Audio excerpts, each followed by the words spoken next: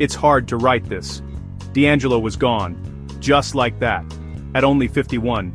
The man who carried the history of soul in his voice had left us. His music wasn't just heard, it was felt, deep in your bones. He could make you feel every ounce of joy, pain, and love he ever experienced. His passing left a silence no other artist can fill. We lost more than a musician, we lost a guide. He connected Marvin Gaye to Prince, Sly Stone to Jay Dilla, a keeper of the flame. D'Angelo wasn't chasing fame, he was chasing truth, crafting worlds of sound. His absence is a wound for music, a reminder of the fragility of genius. All we have left is the music, and the echo of a soul that changed everything. The world feels quieter now, but his legacy plays on. Before he was D'Angelo, he was Michael Archer, a quiet prodigy from Richmond, Virginia. Growing up in a city rich with history and struggle, Michael was a thoughtful, observant child, often lost in his own world. He watched the rhythms of his neighborhood, the laughter and pain, the hope and hardship, and all of it seeped into his soul. The church was his first school, his father and grandfather were preachers, and music was a spiritual force. Every Sunday, the sanctuary filled with voices, and young Michael felt the power of gospel deep in his bones. The church wasn't just a place of worship, it was a place where music and faith intertwined, shaping his earliest memories. He taught himself piano, spending hours alone, chasing the magic in his head. The keys became his escape, his way of making sense of the world. Night after night, he played until his fingers ached, determined to find his own sound. He absorbed gospel, Prince, Parliament Funkadelic, Miles Davis, and a tribe called Quest, creating his own language. Every record was a lesson, every song a new possibility. He listened, learned, and blended genres, dreaming of music that was both timeless and new. His dreams outgrew Richmond, so he took a leap to New York City. It was a bold move for a teenager, but Michael knew he had to chase something bigger. The city's energy called to him, promising opportunity and challenge. At the Apollo Theater he played a Prince song, and won amateur night 3 times. The legendary stage was intimidating, but Michael's talent shone through. Each victory gave him confidence, and the crowd's cheers fueled his ambition. That moment was the spark. The world started to notice.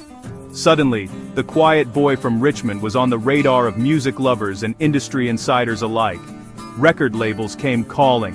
The journey began. Michael was no longer just a local talent, he was on the verge of something extraordinary.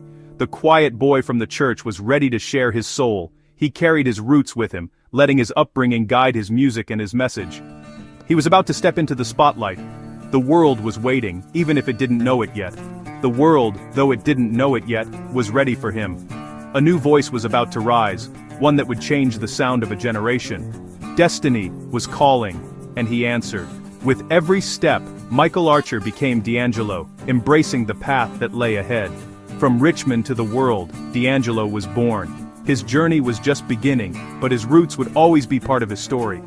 The stage was set for a revolution. The boy from Richmond was ready to change music forever. 1995. The world was changing.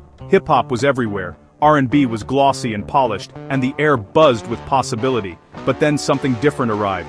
Brown Sugar lands like a spaceship in R&B, a bold new sound that felt both classic and futuristic at once. It was smooth, gritty, soulful, and cool. Unlike anything on the radio. The album's grooves were warm and organic, yet the attitude was fresh and rebellious. The title track blurred lines. Was it about love or something else? That was the magic. D'Angelo's lyrics were layered, sensual, and mysterious, inviting listeners to interpret their own meaning. D'Angelo made soul music young and fresh again, birthing neo-soul.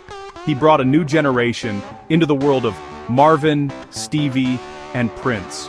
Alongside Erykah Badu and Maxwell, he rebelled against overproduced R&B, bringing back live instruments and raw vocals. Together, they sparked a movement that valued authenticity over perfection.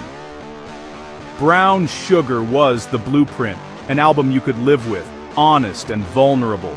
It felt like a conversation, not just a performance.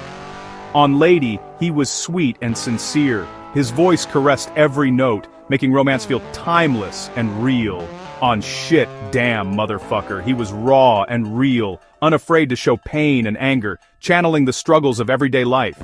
He told stories, painted pictures, and changed the conversation. Each song was a world, each lyric a confession. Brown Sugar went platinum, earned Grammy nods, and proved there was an audience for authentic, complex music. It was a triumph for artistry over formula. He created his own lane, blending gospel, funk, jazz, and hip-hop into something new. D'Angelo's sound was a melting pot, a celebration of black music's rich history. We got a taste of Brown Sugar, and we were hooked. The album became a soundtrack for late nights, heartbreaks, and new beginnings. The world was watching, waiting for his next move. D'Angelo had arrived, and music would never be the same.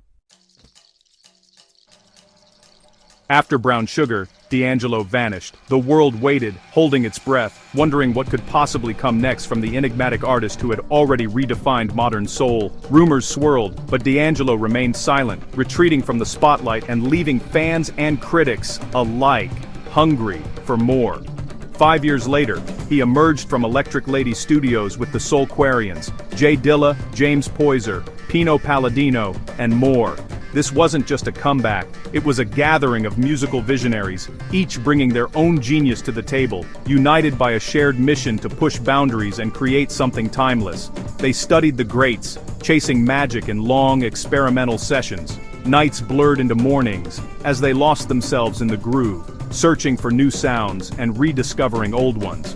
The result, Voodoo, was born from this creative alchemy. Released in 2000, it was a dense, intoxicating brew of funk, soul, jazz, and blues. Every track pulsed with raw emotion and lived-in authenticity, inviting listeners into a world both familiar and entirely new. The rhythms were complex, the harmonies intricate, a masterclass in musicality. Each note, each beat, was meticulously crafted, yet felt effortless, as if conjured from thin air. Voodoo demanded your attention, and rewarded it with every listen. It was an album you didn't just hear, you felt it, deep in your bones, discovering new layers with every spin. Then came the Untitled, How Does It Feel video. One shot, D'Angelo bare, vulnerable, powerful. The camera lingered, capturing not just his body, but his soul, exposed for the world to see. It made him a global sex symbol, but for him, it was always about the music. The attention was overwhelming, but D'Angelo's focus never wavered from his art. The video's legacy was complicated, but the music triumphed. Critics debated, fans obsessed, but the artistry was undeniable. Voodoo won 2 Grammys, and the tour became legend. Night after night, crowds were left in awe, witnessing a master at the height of his powers. He'd followed a classic debut with a groundbreaking masterpiece. Few artists ever reach such heights, and even fewer do it twice. D'Angelo pushed soul music's boundaries further than anyone thought possible. His influence rippled through a new generation of artists, reshaping the sound of R&B and beyond. He was at his peak, but the pressure was mounting. Fame, expectation, and the weight of genius began to close in. The view from the top can be dizzying. Success brought new challenges, and the world's gaze grew ever more intense. The world wanted more, but D'Angelo needed space. Sometimes, to move forward, you have to step back and breathe. The next chapter would test his spirit, pushing him to the edge, and ultimately, toward a new beginning. The success of Voodoo was both blessing and curse. Fame was immense, pressure suffocating, and the Untitled image haunted him.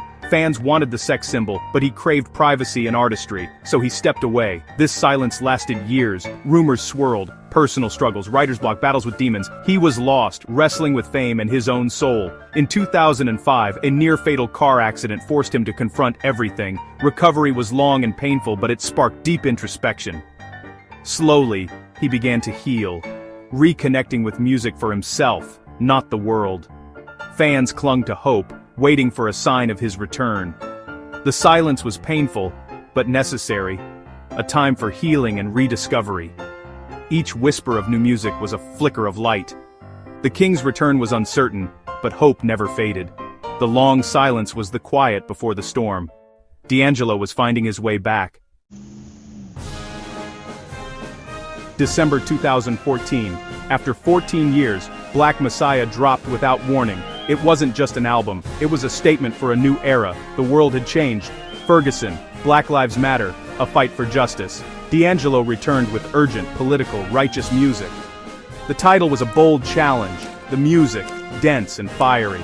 Songs like The Charade became protest anthems, raw, angry, and hopeful. He channeled a generation's pain and offered resilience. Black Messiah was a sprawling, ambitious triumph. Rock, funk, soul, jazz, all D'Angelo. The musicianship was next level, the spirit renewed. The album won another Grammy and the tour was a revelation. He was back, not as a sex symbol, but as a confident bandleader. He had faced his demons and reclaimed his narrative. The return wasn't just a comeback, it was a resurrection. D'Angelo had walked through fire and emerged stronger. D'Angelo's influence goes deeper than charts or sales. He was a quiet teacher guiding a new generation toward authenticity. His DNA is in Frank Ocean's explorations, Anderson .Paak's virtuosity, Her's musicianship. He taught us it's okay to be complicated, to take your time, to be true.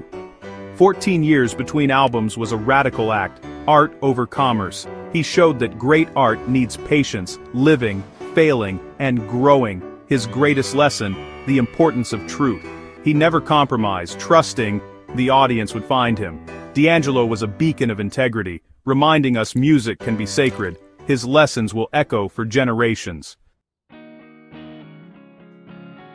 To understand D'Angelo, look past the myth. See the man, humble, shy, most at home in the studio. He poured his humanity into every note. His music was powerful because it was honest. Flaws, pain, hope, all laid bare. He honored the masters before him, always a student of black music's legacy. He was on a journey of discovery, inviting us along. His humility made his genius approachable. The spirit behind his music was love, sometimes tough, always real. That love demanded we do better, face hard truths and connect. Long after myths fade, that feeling endures. It's the warmth of Brown Sugar, the ache of Untitled, the hope of Black Messiah. D'Angelo's spirit changed the world with a single note. The music will never die. D'Angelo's soul lives on in every chord, every groove. His spirit is woven into the fabric of music itself. Listening to his albums is communing with him, feeling his joy, pain, and love. He left us 3 perfect albums, each a world unto itself. He gave us quality over quantity, depth over hype. We will miss him, but we should be grateful. We witnessed his magic, felt the earth shake, and the hope return. He gave us his soul, a gift that can never be taken away. So put the records on, let his voice fill the room. That's how we keep his spirit alive. He is forever D'Angelo, the soul that changed music.